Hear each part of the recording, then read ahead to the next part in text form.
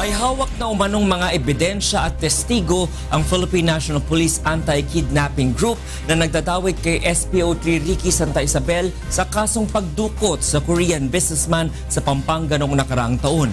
Ito ang balita ni Leia Ilagan. I'm basing my my opinion on his past records, no? on his background, on my interview with his previous commander. I don't see any reason why he would do that.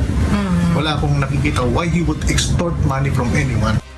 Bagamat hindi naniniwala ang team leader ni SPO3 Ricky Santa Isabel sa mga ibinabatong aligasyon laban dito kaugnay ng pagdukot sa Korean businessman sa Angeles, Pampanga noong October 18, 2016, kumbinsido ang PNP Anti-Kidnapping Group na malaki ang partisipasyon ni Santa Isabel sa kaso. Ayon kay PNP AKG Director Police Senior Superintendent Glenn Dumlao, 5 testigo ang hawak nila na nagtuturo kay Santa Isabel bukod pa sa CCTV sa subdivision kung saan nakitang ilang ulit itong bumalik-balik sa lugar mula pa noong buwan ng Setyembre.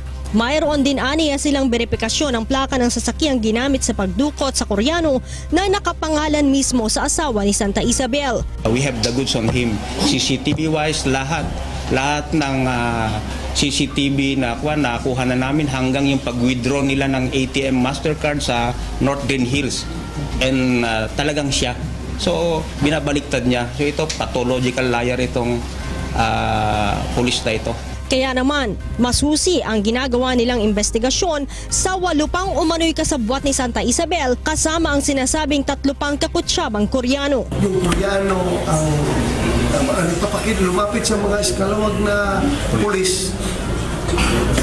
Gusto kong tirahin to, baka may galit siya dito. Yung Koreano na involved. Okay. Ngayon, baka inisip rin ng mga eskalawag na pinuntahan na huwag mo natin patayin. Tirahin mo muna natin ito bago natin patayin. Magkapira pa tayo pang i-kidnap o ransom natin ito. Inaalam din ng AKG kung may mataas pang opisyal na nakinabang sa 5 milyong ransom money. We have to leave no stone unturned hang encompassing po ito. That was the marching order. Kung hindi naman, kung saan maabot ang galamay ni Santa Isabel, so be it.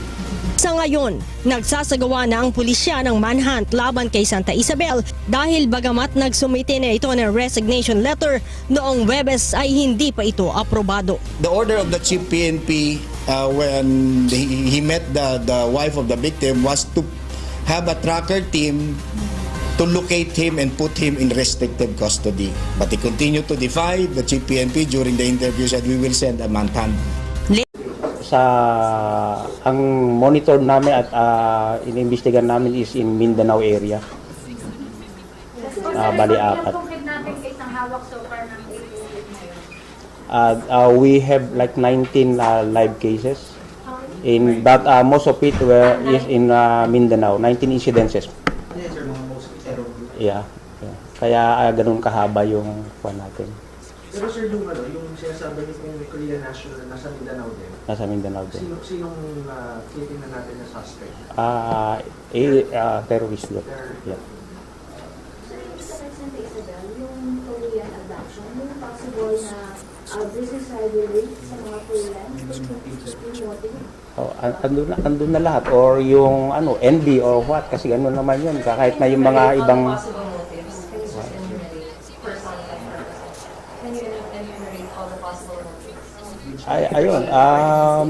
isa yun yung business rivalry, minsan yung envy kasi siya nauna pong progreso.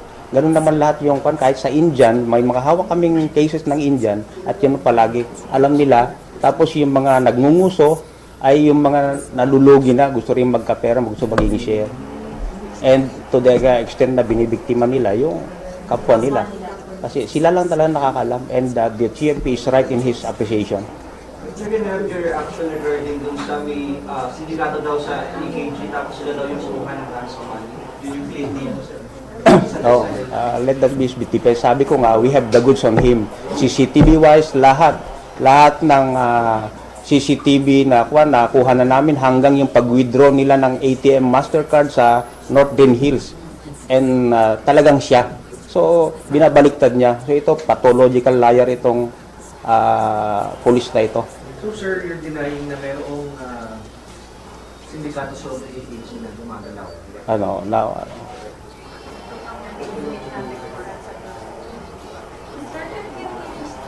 Clarify what specific businesses is involved in? He is like yung personnel manager, parang gano'n. Doon sa Manpower, doon sa Nanjing, doon sa Subic, kay Clark. Manpower sa Nanjing.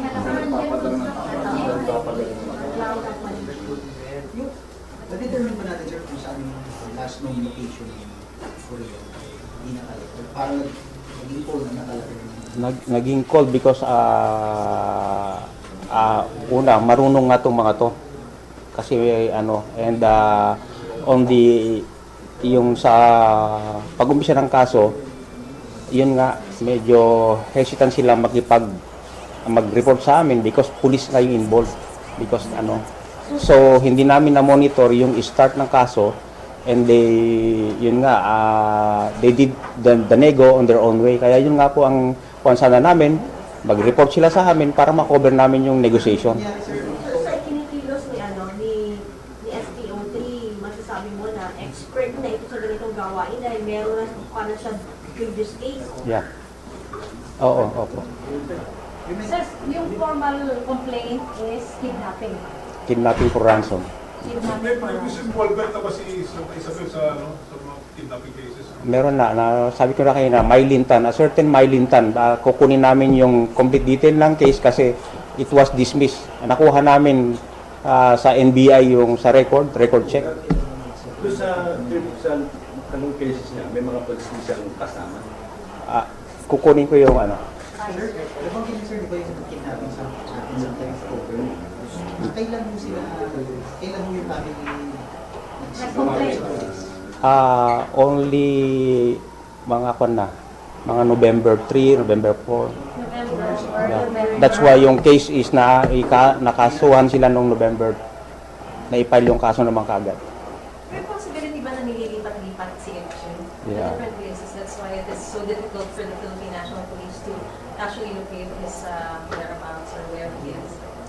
Ayun, kasi nga, ito nga police na marunong. So, talagang ganun yung, pero we are... Pero sir, isa lang siya. Hindi. Marunong kayo lahat, ang dami niyo marunong sa police. Hindi. So, siya pa lang under custodian sa mga suspect? Oo. So, for other details, we're trying to reach AIDG to be scheduled on a press briefing also to answer several questions. And as to his attendance with HSS, I think Sir Caloy, the PIO, will be. Saan si Sir Caloy na? Bakit nawala? Bakit pa nidiretso? Tinatawag lang po siya sa taas. Babalik po yun. Okay po. Sir, thank you very much, sir. Thank you, sir. Sir, can I ask for your number? Number.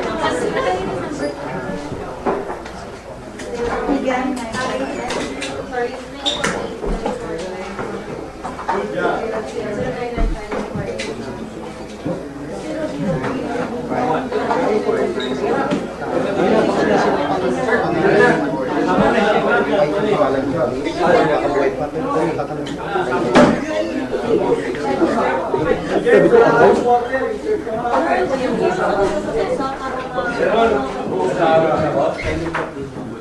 Dapat yung